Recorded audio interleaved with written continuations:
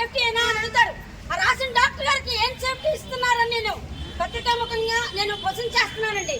మరి ఆ రాసే మీ సేఫ్టీ గురించి డాక్టర్ గారు నన్ను అడుగుతున్నారు. మరి రాసేటటువంటి డాక్టర్ గారిని మీరు ఎంతవరకు సేఫ్టీగా ఉంచగలుగుతున్నారు? ప్రజలారా మీ వంతుగా కూడా పత్రికా విలేకరుల ద్వారా అయితేనేమి, మీడియా ద్వారానైతేనేమి మాకు మీ అందరూ కూడా వీటిని ప్రచురించి మా అందరికీ సరైనటువంటి మంచి చట్టాలు, పేపర్ వరకు పరిమితమయ్యే చట్టాలు కాదు, అమలుపరిచే చట్టాలు రావాల్సిందిగా మీ అందరూ మరి వాటిని ముందుకు తీసుకెళ్లాలని కోరుకుంటున్నాను.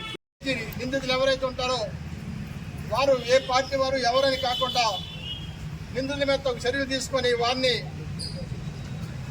తీసుకున్నటువంటి కఠినంగా శిక్షిస్తే మిగతా రాష్ట్ర వ్యాప్తంగానే దేశవ్యాప్తంగా ఉండేటువంటి చర్యలు మళ్ళీ పునరావృతం కావు.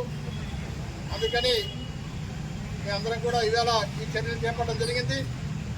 ఇటు రాష్ట్ర వ్యాప్తంగా తీసుకున్నటువంటి ఈ బంద్లో అన్ని శాఖల వారు రాష్ట్ర వ్యాప్తంగా ఈరోజు బంద్ పిలిపించాం. అలాగే దేశవ్యాప్తంగా కూడా ఇవాళ బంద్ జరుగుతుంది.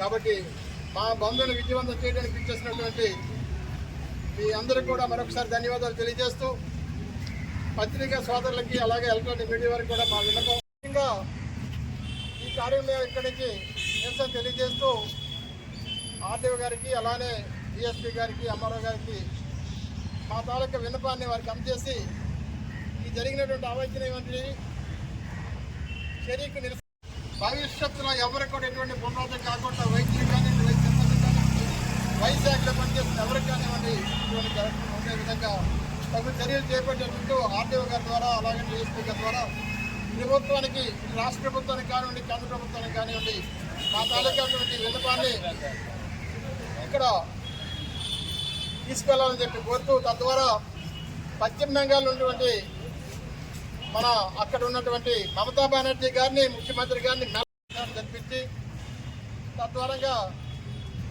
న్యాయం జరగాలని, అవసరం అనుకుంటే సిబిఐని కూడా వేసి దీని మీద సంపూర్ణమైన సమగ్రమైనటువంటి దర్యాప్తు జరపాలని.